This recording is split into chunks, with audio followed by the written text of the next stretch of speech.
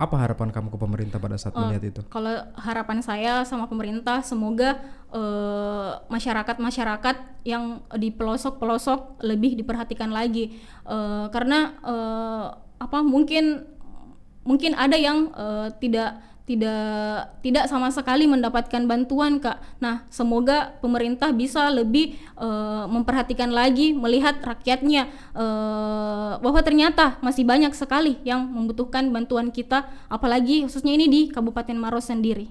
Masyarakat-masyarakat yang ada di Kabupaten Maros lebih diperhatikan lagi, lebih dibantu lagi, Kak, dan dilihat yang mana saja yang tidak pernah sama sekali memang mendapatkan bantuan.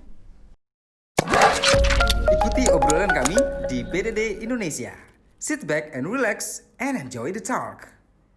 You ready? Oke, Nur Rahma hire as Ikom. Ya. Ini agak lucu datanya ya. Staf RSUD Salewangang Kabupaten Maros. Iya, Kak. Staf di RSUD dan gelarnya SIKOM. Iya, betul. Di situ sebagai apa di situ? Sebagai staf operator. Operator. Di bidang keperawatan RSUD Salewangang Kabupaten Maros di bagian kantor. Saya sebelum membahas mengenai komunitasnya, karena kan sebagai pendiri dan juga sebagai bendahara sekaligus di KKP, Iya, Kak. Komunitas Kita Peduli di Maros. Iya, betul. Ya, sebelum jauh ke sana saya pengen bahas masalah ini dong. Canggung nggak sih ketika pertama kali berhubungan dengan keperawatan? Dunia yang mungkin you were not there before, tidak pernah merasakan itu sebelumnya, dan gelarnya kan SIKOM Ya, nih betul, kan. Kak. Ya, bisa dibilang bahwa modulasinya nggak ada hubungan ke sana gitu kan, tiba-tiba ada di situ. Ya. Canggung nggak awalnya? Kalau dibilang canggung, awalnya pasti ada canggungnya, Kak, karena basic saya komunikasi, terus kerjanya di rumah sakit. Pasti juga orang bertanya-tanya, kok komunikasi tapi kerja di rumah sakit, di mana hubungannya? Tapi saya berpikir selama kuliah dulu saya selalu ingat kata dosen saya bahwa jurusan komunikasi itu prospek kerjanya sangat luas dan sangat menjanjikan. Kelak ketika lulus, alumni ilmu komunikasi itu bisa bekerja di bidang manapun, baik itu kantor, perusahaan ataupun media-media yang berhubungan tentang komunikasi. Berkomunikasi dengan orang banyak. Iya, Kak. Kemudian tapi situ memang bermanfaat, maksudnya digunakan. Iya, digunakan, Kak, karena waktu kuliah juga pernah ada materi tentang komunikasi kesehatan. Jadi itu yang salah satu yang membuat saya juga merasa tidak menjadi masalah jika lulusan komunikasi tetapi kerjanya di rumah sakit. Oke. Itu kalau jurusan dengan pekerjaan sekarang sebagai staf di rumah sakit tersebut, Iya, Kak. gitu ya. Nah, sekarang kita membahas masalah komunitas Kita Peduli ini, Iya. KKP. Iya. Ya, saya sempat searching di Google, KKP apa ini ya? Ternyata merupakan komunitas yang berdiri sejak tahun 2017 dan ini merupakan komunitas yang mencari donatur dengan mengumpulkan Rp10.000 per bulan. Per bulan. Kok dikit banget 10.000 per bulan? Nah, itu, Kak, selama komunitas Kita Peduli ini berdiri, memang banyak sekali pertanyaan yang kami temui. Banyak yang bilang, kok cuma 10.000? Apa tidak sedikit? Nah, di komunitas Kita Peduli, dari awal kami mendirikan komunitas Kita Peduli, kami memang punya niat ingin memudahkan teman-teman untuk bersedekah, untuk berbagi. Kami ingin menjadikan bahwa sedekah itu merupakan sesuatu yang menyenangkan, tidak memberatkan dan pastinya meringankan teman-teman. Karena menurut pengalaman dari beberapa teman-teman dan orang sekitar kami pernah mendengar ada yang ingin bersedekah tapi katanya tidak enak jikalau hanya memberi sedikit atau merasa malu. Nah, di komunitas Kita Peduli ini kita ingin merangkul semua teman-teman yang selalu merasa ingin berbagi tetapi merasa tidak enakan kalau hanya sedikit. Nah, dengan Rp10.000 ini mungkin bagi kita di kehidupan sehari-hari itu tidak berarti apa-apa, Kak. Tetapi bagi orang-orang yang membutuhkan itu Rp10.000 itu adalah sesuatu yang sangat besar, sesuatu yang sangat bermanfaat. Selama 3 tahun berjalan, ini sudah hampir 3 tahun penuh, Iya, gitu kan? hampir, Kak. Ada berapa anggota sekarang di dalamnya? Alhamdulillah dari awal-awal berdirinya KKP itu anggota kami awalnya cuma belasan orang, namun semakin meningkat tiap bulannya dan sampai sekarang alhamdulillah sudah mencapai 250 orang. Apa yang menggerakkan kamu untuk bikin?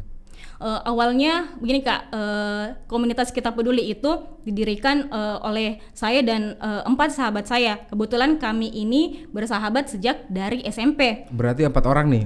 Lima orang sebagai pendiri gitu ya? 5 orang sebagai pendiri Kak, dan pendirinya itu ada yang bernama Masyita, yang kedua Mega Anjarsari, yang ketiga saya sendiri sebagai pendiri sekaligus bendahara, kemudian ada Hapipah Muhammad Yusuf dan teman sahabat saya yang satunya lagi yaitu Nurinda Sari. Nah dari SMP itu sampai sebelum kami dirikan KKP waktu itu hampir tiap bulan kami rutin untuk kumpul, entah itu sekedar ngumpul biasa atau membahas sesuatu apapun.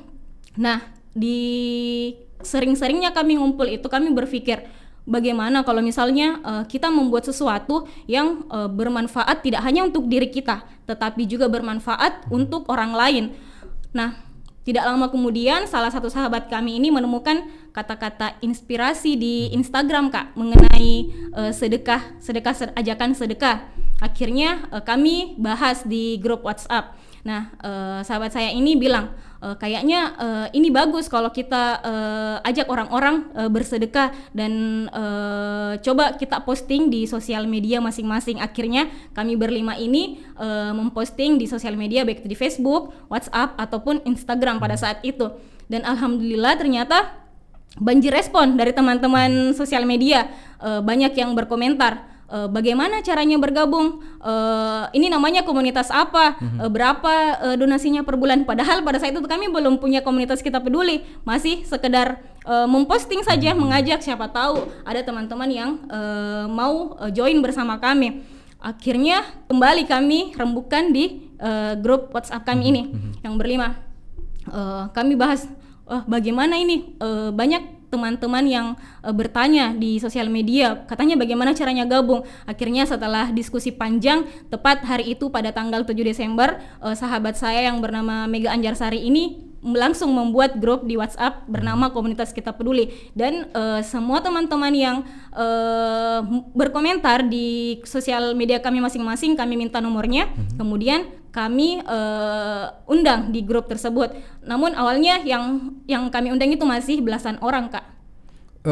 KKP sejak tahun 2017 gitu ya? Iya Kak. Dan itu ada 5 orang awalnya pendirinya Kak. Akhirnya belasan sampai puluhan. Sampai puluhan dan alhamdulillah sekarang sampai 250 orang. 250 orang. Iya, 250 orang sekarang. 250 orang sekarang anggotanya. Itu yang di dalam grup. Kami juga punya donatur dan relawan yang di luar grup. Kadang ada relawan yang tidak gabung di grup, tapi jikalau ada waktunya untuk mengikuti kegiatan, pasti ikut kegiatan Kak. Bukannya di Maros ini juga banyak komunitas-komunitas lain yang juga berbagi sedekah gitu kan? Banyak. Banyak kan ya? Iya banyak. Ada beberapa. Kenapa gak gabung sama mereka aja? Apa karena kamu dengan teman-teman kamu tidak percaya mereka? Ya karena itu Kak, kita tadi ingin membuat sesuatu yang kita sendiri yang bisa mengelolanya begitu Kak.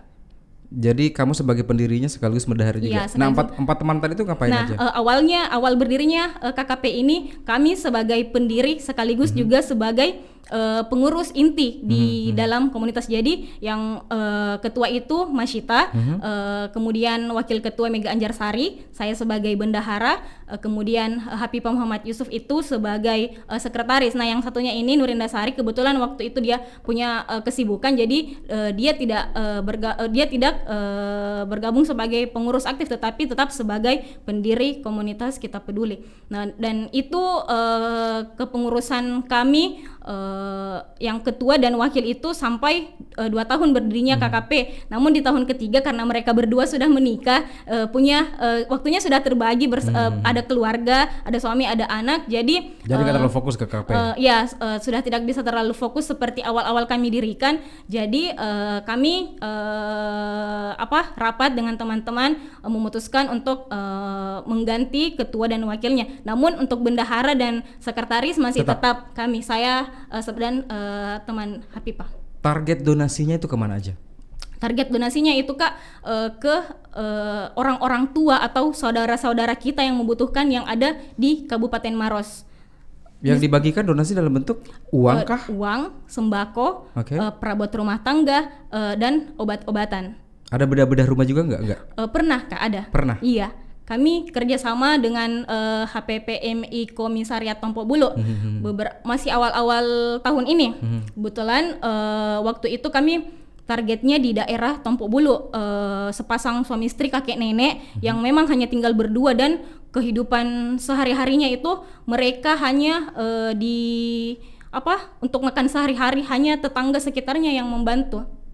Dan karena teman-teman dari komisariat HPPMI Komisariat Tompo Bulu melihat kami pada saat itu Melihat di sosial media. mengupdate flyer mengenai kakek ini, mereka tergerak karena mereka berpikir mereka orang Tompo Bulu masa tidak membantu orang sekitarnya sendiri, sementara kami yang dari luar daripada itu kami membantu mereka. Akhirnya mereka sampaikan niatnya kalau bagaimana kalau kita kerjasama untuk bedah rumahnya. Alhamdulillah Kak. Berapa total donasi yang kamu kumpulkan pada saat yang awal gitu ya, yang pertama kali kamu bagi donasi itu berapa yang terkumpul? Yang pertama kali Kak penyaluran donasi pada tahun 2018 tepatnya bulan Januari itu hanya 550.000 rupiah. 550.000 rupiah. Iya Kak.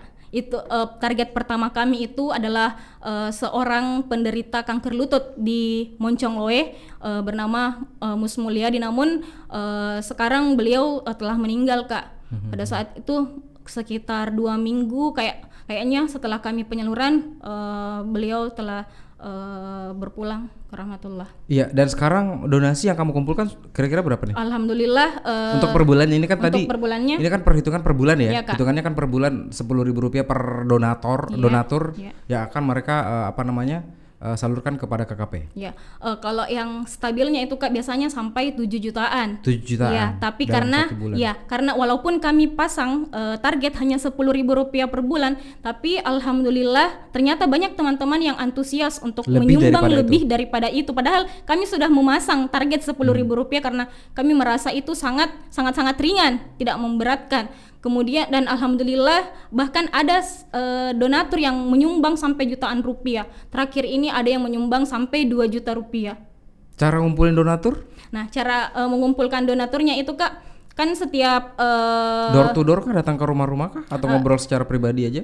Ini kan di dalam grup itu 250 orang sudah gabung antara relawan dengan donatur. Nah, setiap bulan setiap kita punya calon target yang akan kita bantu setiap bulannya itu kita update flyernya. Nah, di situ kita cantumkan nomor rekening, bisa lewat transfer dan ada juga layanan jemput sedekah. Di situ ada kontak saya yang terpasang. Jadi untuk para donatur yang ingin menyumbang dan tidak bisa membawakan secara langsung di sekretariat kami ataupun kepada kami langsung anggota komunitas Kita Peduli, bisa dijemput sama teman-teman tim jemput sedekah komunitas Kita Peduli. Berarti donatur banyak yang donasi dalam bentuk sembako juga gitu ya? Ya ada kadang-kadang, tapi lebih sebagian besar lebih banyak uang. Nanti uang yang donasi yang terkumpul akan itu dibagikan, akan kami gitu. kelola, kita belanjakan sembako, perabot rumah tangga, obat-obatan dan nanti lebihnya kita jadikan uang tunai. Selama 3 tahun ini kesulitan yang kamu hadapi selama berbagi apa?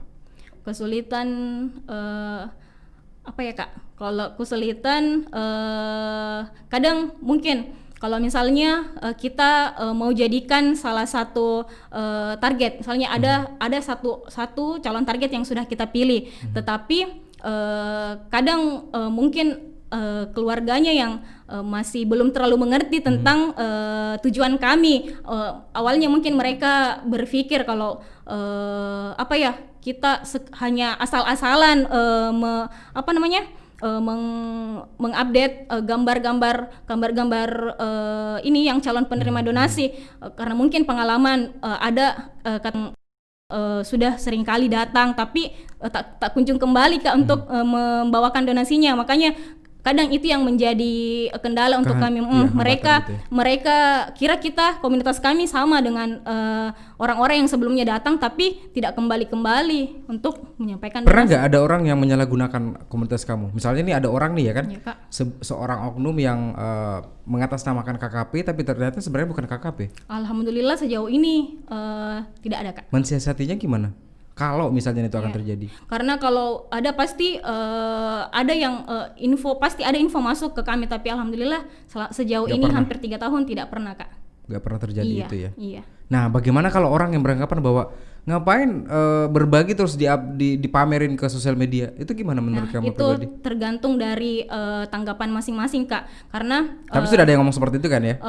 kalau mungkin pernah, tapi sekedar kayak kata-kata begitu, karena mungkin di komunitas-komunitas lain atau dimanapun mungkin ada yang caranya dia melaporkan donasinya itu kadang kalau misalnya tidak diperlihatkan wajah penerima donasinya, tapi kami tetap seperti biasanya. Dari awal kami membentuk komunitas Kita Peduli ini, kami jaga kepercayaan para donatur. Kami punya cara sendiri untuk melaporkan donasi kami, baik itu pemasukan ataupun pengeluaran kami dengan cara kita ini punya divisi IT di pengurus kami. Nah, tugasnya divisi IT ini mendokumentasikan segala kegiatan komunitas Kita Peduli, baik itu penyaluran donasi ataupun kegiatan apapun lainnya. Nah, nanti setiap selesai kami menyalurkan donasi, saya melaporkan berapa jumlah total donasi yang masuk pada bulan itu, Dan kemudian berapa jumlah orang yang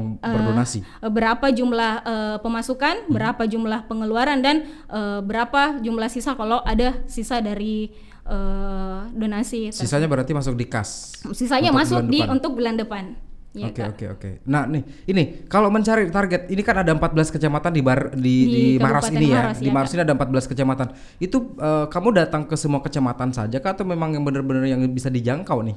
Kalau masalah targetnya, Kak, kan di dalam komunitas ini banyak teman-teman dari berbagai daerah, dari berbagai latar belakang. Pasti setiap bulannya mereka dapat info dari manapun itu, entah itu. Dan mereka ini tersebar ke 14 kecamatan itu? Iya, Kak, tersebar. Bahkan juga ada teman dari Makassar yang bergabung bersama kami di KKP yang padahal sekretariat kami di Maros. Batanghari, ya di Maros, Kak. Ada juga teman-teman kami yang memang orang Maros tetapi merantau di luar daerah, tetapi mereka juga tetap ada di dalam grup. Oke. 14 kecamatan Iya. tadi. Ada beberapa rumah yang harus kamu datengin gitu langsung, gitu kan, untuk melihat seperti apa kondisi mereka dan apa yang mereka butuhkan. Nah, itu, Kak, kalau misalnya info, misalnya tiap bulan cara kita menentukan siapa yang akan kita jadikan target berikutnya adalah dengan cara melist semua info-info yang masuk. Kemudian kita diskusikan bersama teman-teman pengurus. Semua yang masuk pasti layak untuk dibantu, tetapi ada yang lebih kita prioritaskan dulu yang kita bantu, yang paling pertama masuk infonya. Nah, di sini tugasnya teman-teman dari divisi humas, tugasnya adalah mensurvei siapa yang akan jadi target berikutnya. Nah, kalau misalnya kita sudah tentukan satu nama yang akan kita jadikan calon, nah tugasnya teman-teman ini mensurvei, kemudian mengunjungi calon target tersebut dan bertemu dengan perangkat desa, baik itu Pak Dusun, Pak Desa atau Pak RT iya, atau Pak RW. desanya, Iya, pokoknya Pak RT-nya. perangkat desa Perangkat desa yang ada di iya, sana di gitu ya. sekitar calon target, Kak. Kalau memang Bapak perangkat desa tersebut mengatakan memang warga kami ini layak, nah maka dari itu kami jadikan mereka target. Kategori layak menerima donasi itu seperti apa? Nah, kategorinya itu, Kak, kita lihat kehidupan sehari-harinya. Oke. Iya, kehidupan sehari-hari, kita lihat bagaimana kondisi rumah, bagaimana berapa usianya dan apa pekerjaannya. Tapi selama ini sebagian besar yang kami bantu itu adalah orang-orang tua yang memang rata-rata hidup sebatang kara, Kak. Baik itu nenek-nenek ataupun kakek-kakek. Itu diprioritaskan gitu Iya, ya? yang diperlukan, yang memang mereka sudah tidak bekerja dan mereka untuk kehidupan sehari-hari mereka hanya uluran dari tetangga sekitar ataupun keluarga-keluarga yang tidak jauh dari rumah mereka. Itu memberikan sembako sekali aja kan nggak cukup itu kan? Untuk kebutuhan sehari-harinya mungkin sembako yang kamu bagikan kepada keluarga itu ya mungkin habis sebulan kali ya? Iya Kak. Berarti bulan depannya lagi akan diberikan lagi gitu? Bulan depan kita tiap bulan ganti-ganti target. Tidak seterusnya Kak kita, karena kan kami tidak di bawah naungan apapun. Kami komunitas yang independen. memang independen. Tidak ada bantuan dari pemerintah, kemudian ini bukan sebuah. Jadi kami tidak bisa tiap bulan, setidaknya kami sudah berusaha dan alhamdulillah beberapa kali setelah kami membantu penerima donasi tersebut yang awalnya sama sekali tidak tersentuh media, tidak mendapatkan bantuan, tapi setelah kami datang ke sana Kak, setelah kami memposting penyaluran donasi kami, alhamdulillah ada beberapa yang sudah diperhatikan lebih lanjut oleh orang-orang sekitarnya. Donasi yang kamu antarkan yang paling jauh dari Sekret ataupun dari kota di mana? Kalau di Kabupaten Maros sendiri itu di daerah Camba Kak. Camba. Iya, Kabupaten Camba. Tapi kami juga pernah itu jauh dari kota atau karena pedalaman lagi masuk pelosok? Pelosok Kak. Masuk lagi ke pelosok. Dan selain itu, selain di Kabupaten Maros juga beberapa kali sudah menyalurkan donasi di yang baru-baru ini banjir di Masamba. Kemudian pernah 2 tahun lalu yang gempa di Lombok, pernah gempa di Palu, Sigi dan Donggala juga pernah kami mengutus pengurus kami dan pernah juga melakukan aksi penggalangan dana untuk Palestina. Tapi pada saat itu kebetulan ada syekh yang datang ke Makassar. Nah, tujuannya memang syekh tersebut adalah mengumpulkan donasi untuk itu warga Palestina. Dan mereka akhirnya kami tergerak dan sampaikan donasi tersebut kepada langsung syekh. Diberikan kepada langsung syekh diberikan karena Kak, karena memang sebelumnya sudah ada info-info yang masuk bahwa syekh tersebut memang sengaja datang ke Indonesia, tepatnya di Makassar, memang untuk menggerakkan hatinya orang-orang Indonesia untuk membantu saudara-saudara kita di Palestina. Alhamdulillah akhirnya donasi kami pada saat itu terkumpul dan kami salurkan. Sekarang ini udah kumpul sekitaran itu ya? Yang paling tapi semenjak itu pandemi paling tinggi tuh Kak, pernah sampai 11 juta. 11 juta dalam sebulan. Iya Kak, itu kegiatan untuk panti asuhan dan kegiatan pada bulan Ramadan. Kalau misalnya sudah sampai 20 juta per bulan itu akan lebih bekerja keras lagi kan? Karena harus ada beberapa target yang mungkin ya kalau dalam 1 bulan 7 juta kamu bagikan ada 4 atau 5 kakak kepala keluarga. Kalau lebih daripada itu mungkin akan berlipat ganda lagi nih target yang harus kamu cari gitu kan. Itu Kak, kalau yang tadi saya katakan itu penyaluran donasi yang wajib program bulanan itu memang kita targetnya memang cuma 1 orang, tapi selain penyaluran donasi bulanan itu kami punya yang namanya penyaluran donasi dadakan. Nah, kenapa kami katakan dadakan? Karena yang kami bantu ini adalah korban-korban bencana alam dan orang-orang yang sakit. Yang namanya bencana alam kan kadang tiba-tiba Kak, kita tidak tahu kapan datangnya. Nah, caranya kami mengumpulkan donasi tuh berbeda dari penyaluran donasi yang wajib ini, yang bulanan ini, bukan dengan cara mengupdate flyer terus mengumpulkan selama 1 bulan karena itu terlalu lama. Jadi kalau jadi itu untuk korban baik itu kebakaran, banjir ataupun gempa, pokoknya bencana alam yang lain, kami lakukan aksi penggalangan dana di jalan. Kadang kita lakukan aksinya itu 2 sampai 4 hari. Kalau COVID-19 itu tidak menghalangi nggak? Awalnya sempat Kak, kami terdampak juga semenjak ada COVID-19 karena awal-awal COVID itu kan bulan Maret. Nah, waktu itu kami punya target nenek-nenek di daerah Bontojolong di sebelum Bantimurong. Sebenarnya niat kami juga pada saat itu adalah ingin merenovasi rumah nenek tersebut karena selain kondisi rumahnya yang sudah tidak layak, rumah panggung dan sudah hampir roboh, kemudian dihuni oleh nenek yang tinggal sebatang kara, itu rasanya kami kasihan sekali.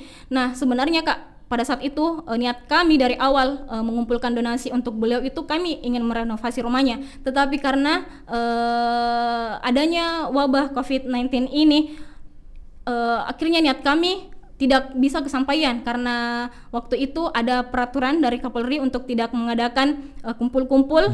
Makanya donasinya kami alihkan saja menjadi uang tunai dan sembako Kepada nenek tersebut. kepada nenek tersebut. Padahal dari awal kami niatnya ingin Pengen sekali membedah rumahnya. ya membedah rumahnya. Kami sudah berkonsultasi dengan Pak RT setempatnya waktu itu, Kak. Dan Kenapa nggak ditabungin aja duitnya?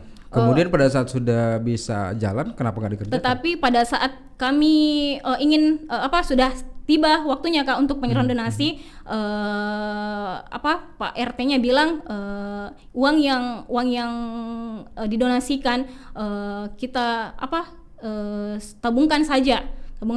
Semoga ada komunitas atau organisasi lain yang bisa membantu mewujudkan kelak rumah nenek Hadi namanya. Kenapa harus komunitas lain? Kenapa nggak KKP aja? Karena waktu itu, Kak, sudah habis masa kami untuk mengumpulkan donasi untuk nenek, dan pada saat itu kita juga belum tahu sampai kapan wabah COVID-19 tersebut dan aturan tersebut. Makanya tapi alhamdulillah semenjak dari situ tergeraklah hati beberapa komunitas, dan saya dengar-dengar bulan lalu ada teman yang menyampaikan bahwa alhamdulillah rumahnya sudah dibedah. Sudah dibedah, Kak. Sudah dibedah. Bantuan dari ada salah satu organisasi di Maros dan mungkin pemerintah sekitar. Kamu sendiri masih keluarga lengkap? Alhamdulillah, Kak. Kakak, adik ada? Adik ada, kakak ada. Dan belum menikah ya? Kakak saya belum, Kak. Iya. Kamu melihat orang-orang yang dengan keluarga yang tidak lengkap itu seperti apa? Pastinya merasa sedih sekali, Kak. Yang paling parah? Tadi kamu berbicara tentang ada nenek dan kakek sepasang suami istri yang sudah sangat tua sekali, tidak bisa ngapa-ngapain lagi, dan makannya pun, kebutuhan sehari-harinya pun dibantu oleh orang-orang sekitarnya. Kamu melihat itu yang paling parah di mana? Yang paling parah selain itu, ada satu, Kak, yang paling berkesan buat saya sampai saat ini, yakni di awal-awal berdirinya KKP. Waktu itu target kami bernama Pak Tanan. Pak Tanan seorang kakek-kakek berumur? Dia kalau usianya belum terlalu tua, tapi pekerjaannya adalah seorang petani. Kemudian dia tinggal di tempat yang sangat terpencil di daerah namanya Desa Sambueja Ujung di Kecamatan Simbang, Kak. Untuk sampai ke lokasi Pak Tanan ini membutuhkan perjuangan yang luar biasa karena perjalanannya sangat ekstrim. Saat itu penyaluran donasi kami itu bulan April 2018. Nah, perjalanan ke sana itu, Kak, harus melewati sawah-sawah kecil, dan pada saat itu musim hujan. Di awal perjalanan kami menuju lokasi sudah banyak sekali tantangan yang kami hadapi. Ada mulai dari teman kami yang jatuh dari motor, ada yang kempes bannya, ada yang jatuh di sawah, ada yang putus sendalnya. Bahkan saat kami melewati jembatan-jembatan yang hanya dari tumpukan balok itu, mungkin karena saking banyaknya kami yang lewat pada saat itu sampai roboh. Kondisi rumahnya itu, Kak, juga tidak layak sekali, dan selama 8 tahun beliau tinggal bersama istri dan anaknya di sana, tidak ada listrik sama sekali. Kamu berarti terjun langsung gitu ya? Iya, Kak, terjun langsung. Berarti yang kamu lihat selama ini yang paling menyedihkan, iya, itu di mana? Itu, Kak, Bapak tadi? Bapak Tanan. Karena mereka Sebatang kara? tinggal bertiga sama istrinya. Istrinya 2? Istrinya satu, anaknya satu. Oh, istri 1, anak 1. Iya, sebenarnya anaknya 2, Kak, tapi yang anak pertama ini meninggal. Katanya pada saat itu masih bayi, terus sakit karena kekurangan ekonomi, tidak bisa dibantu sama sekali. Anaknya umur berapa? Umur masih bayi, Kak, pada saat itu anaknya. Katanya itu sakit. 2 tahun lalu apa? 2 tahun lalu. 2 tahun. Meninggalnya beberapa. Enggak, kamu kunjungin? Iya, 2 tahun lalu, Kak, 2018, masih awal-awal berdirinya KKP. Kamu 2 tahun lalu berkunjung ke sana dan anaknya masih bayi pada saat itu? Anak yang meninggal itu baik, Kak. Kalau anaknya sebenarnya yang 2 sekarang? anaknya. Yang sekarang anaknya itu sekitar waktu kami kunjungi sekitar umur 2 atau 3 tahun kayaknya, Kak. 2 atau 3 tahun? Iya. Kebutuhan perlengkapan bayinya gimana? Sangat minim, Kak. Nggak pernah pakai popok? Susu? Susu susu kayaknya enggak. Kamu sendiri secara pribadi melihat itu seperti apa? Pernah terenyah nggak melihat mereka yang sangat-sangat wow, bisa dibilang bahwa jauh dari kehidupan kamu. Kamu masih punya pekerjaan, kamu masih punya keluarga yang utuh, lengkap gitu kan. Sementara kamu mengunjungi masyarakat-masyarakat di Kabupaten Maros ini yang benar-benar sangat-sangat terpencil dan juga bisa dibilang bahwa wow, kehidupan yang tidak layak. Gitu Miris, sangat miris Kak melihatnya karena awal sebelum ada komunitas Kita Peduli, saya dulu belum terlalu tahu semua daerah yang ada di Kabupaten Maros. Mungkin hanya beberapa yang sering saya kunjungi. Tetapi alhamdulillah semenjak adanya komunitas Kita Peduli ini selama 3 tahun, daerah-daerah yang tidak pernah saya kunjungi sama sekali, daerah-daerah yang tidak saya tahu sama sekali, ternyata dari komunitas Kita Peduli inilah yang bisa membawa saya menginjakkan kaki ke daerah tersebut. Dan ternyata banyak sekali saudara-saudara kita, orang-orang tua kita di Kabupaten Maros yang masih sangat membutuhkan uluran tangan kita. Kalau biasanya kita selalu mengeluh dengan kehidupan yang dengan kehidupan kita, tapi ternyata masih banyak lagi di orang-orang lain di sekitar kita yang lebih di bawah kita, tetapi mereka bersyukur Kak. Ketika melihat mereka yang masih di kehidupan yang sangat tidak layak, yang wow serba kekurangan gitu ya, kamu melihat mereka, di benak kamu tentang pemerintah apa?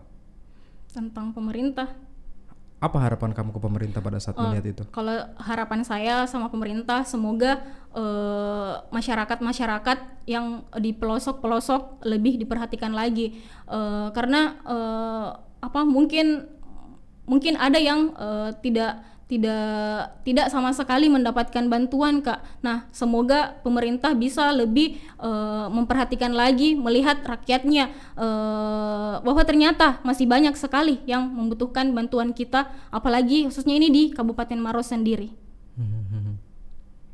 Dan mungkin dari info-info Kak, info-info, jangan nanti viral baru dikunjungi, tetapi sebelumnya mungkin lebih mencari info lagi. Kan ada data penduduk. Ya. Itu info yang lebih akurat mungkin salah satunya gitu ya. Iya, Kak. Lebih gampang mendapatkan info itu. Oke, harapan KKP terhadap pemerintah. Itu harapan Tadi kita berbicara masalah pribadi kamu, iya. sekarang kita berbicara masalah KKP terhadap pemerintah, apa harapannya? Harapan komunitas Kita Peduli terhadap pemerintah, semoga masyarakat yang ada di Kabupaten Maros lebih diperhatikan lagi, lebih dibantu lagi Kak, dan dilihat yang mana saja yang tidak pernah sama sekali memang mendapatkan bantuan. Banyak menurut kamu? Banyak Kak, tapi tidak semua juga yang sudah kami kunjungi itu tidak mendapatkan sama sekali. Ada juga yang ada bantuan dari pemerintahnya. Sepengetahuan kamu, komunitas seperti ini ada berapa sih di Maros? Komunitas yang peduli ataupun yang berbagi sedekah, entah itu berbagi makanan ataupun berbagi seperti konsep yang kamu jalankan. Ada sih Kak beberapa, kalau yang saya tahu ada 2 kayaknya. Ya, ada 2. Yang membedakan dengan mereka apa? Kalau hasil pengamatan saya yang membedakan, mungkin kami itu rutin setiap bulan. Tetapi kalau teman-teman yang lain mungkin mereka punya cara sendiri. Ada yang kami lihat mereka membantu itu menggunakan target. Mereka memasang target berapa yang harus dikumpulkan. Jadi mungkin itu yang bikin lama, bikin komunitasnya tidak rutin melakukan penyaluran donasi. Tapi di KKP kami dari awal memang prinsip kami setiap bulan kami harus rutin melakukan penyaluran donasi, berapapun itu yang terkumpul itu adalah amanah daripada donatur yang harus kami sampaikan kepada para penerima donasi. Berapapun jumlah nominal yang terkumpul itu adalah rezeki masing-masing dari setiap target. Jadi kami tidak pernah mau menargetkan berapa yang harus kami kumpul untuk si ini, berapa yang harus kami kumpul untuk si ini, karena semua sudah ada rezekinya masing-masing Kak. Setidaknya kami sudah berusaha mengumpulkan donasi selama 1 bulan, berapapun itu yang kami salurkan. Kalau bulan Ramadan banyak gak yang kamu dapatkan? Alhamdulillah Kak, sampai Ramadan tahun lalu 2019 11 juta. 11 juta. Iya. Ramadan tahun ini? Tahun ini 10 jutaan. 10 Agak jutaan. turun sedikit karena kami mengerti memang Karena pandemi. corona? Iya Kak, corona, karena pasti banyak yang terdampak. Banyak orang terdampak, Banyak gitu kan. terdampak Kak. Oke. Kedepannya ada konsep berbeda nggak nih yang akan kamu tawarkan kepada masyarakat ataupun target-target yang kamu yang kamu akan berikan bantuan tersebut? Misalnya nih kalau sekarang ini kan lebih membagikan sembako, kemudian berbagi donasi dalam bentuk cash ataupun uang tunai, dan juga sempat mencoba untuk membedah rumah gitu kan, merenovasi rumah-rumah yang memang sudah tidak layak untuk ditempati tinggal gitu kan. Nah, ada nggak konsep kedepannya lagi yang mungkin akan something different yang akan kamu terapkan di KKPI itu? Kalau untuk sesuatu yang baru sampai saat ini belum sih Kak, karena untuk membicarakan kegiatan-kegiatan apapun itu kami harus rembukan dulu melalui rapat, tapi karena ini masih suasana pandemi walaupun sudah new normal, kami masih berusaha untuk melakukan menjaga protokol kesehatan dulu. Jadi kami untuk saat ini ketemu sama teman-teman itu di saat penyaluran donasi saja dulu. Untuk rapat-rapat belum sempat kami laksanakan, tapi jikalau kelak sudah memungkinkan untuk rapat, kami akan bahas kembali kira-kira apa nih sesuatu yang baru yang bisa kami lakukan untuk penerima donasi kami untuk selanjutnya. Oke, sekarang saya pengen kamu ngobrol ke kamera, ya, ngobrol kepada seluruh donatur kamu selama 3 tahun ini. Ucapkan terima kasih aja kepada mereka dengan kata-kata kamu sendiri. Silakan. Untuk relawan juga bisa? Silakan. Ya. Assalamualaikum warahmatullahi wabarakatuh. Saya Nurah Mahaer, pendiri salah satu pendiri sekaligus bendahara komunitas Kita Peduli, mengucapkan terima kasih banyak yang sebesar-besarnya kepada seluruh donatur yang telah menyisihkan rezekinya selama ini untuk para penerima donasi kami di komunitas Kita Peduli. Semoga apa yang teman-teman berikan berkah dan bermanfaat serta menjadi catatan amal kebaikan di akhirat kelak. Kemudian saya mewakili juga dari teman-teman pendiri dan pengurus komunitas Kita Peduli mengucapkan terima kasih banyak kepada seluruh teman-teman relawan komunitas Kita Peduli yang selama hampir 3 tahun ini mengabdikan diri, meluangkan waktu, pikiran dan tenaganya untuk menyampaikan amanah dari para donatur. Semoga setiap yang kita lakukan diberkahi oleh Allah Subhanahu wa taala. Amin. Masih tetap mencari donatur lagi ya berikutnya gitu. Karena bulan ini kan sudah awal bulan. Jadi bulan ini kita kembali punya target dan kita kumpulkan donasinya selama 1 bulan ini. Berbaginya di akhir bulan berarti. Berbaginya di akhir bulan Kak, setiap hari Minggu terakhir di akhir bulan pastinya. Oke, terima kasih banyak sudah hadir. Semoga obrolan kita ini banyak menginspirasi. Amin. Dan viewers kita di rumah juga akhirnya tergerak hati untuk bisa berdonasi juga. Amin. Itu kan karena yang paling penting adalah kalian tidak ada apa-apanya, KKP tidak ada apa-apanya tanpa ada donatur dan juga relawan. Sekali, Kak. Itu yang paling penting ya. Betul. Kalaupun 5 pendiri saja, nothing. Tanpa ada donatur dan juga relawan yang sukarela untuk membantu kalian Betul semua. sekali Kak. Itu yang paling penting. Kami tidak ada apa-apanya kalau tanpa teman-teman donatur dan relawan. Berbagi dengan cara tersebut, dan yang paling penting adalah tidak usah pedulikan omongan orang lain yang mungkin sedikit miring tentang kegiatan kalian yang Betul, memang Kak. niatnya adalah berbagi sedekah, berbagi semampu kalian. Terima kasih banyak sudah mampir. Sama-sama, dan Kak. sudah hadir di sini berbagi cerita, inspirasi untuk kita semuanya, dan juga terutama viewers BDD yang ada di rumah. Thank you BDD Indonesia. Sampai jumpa.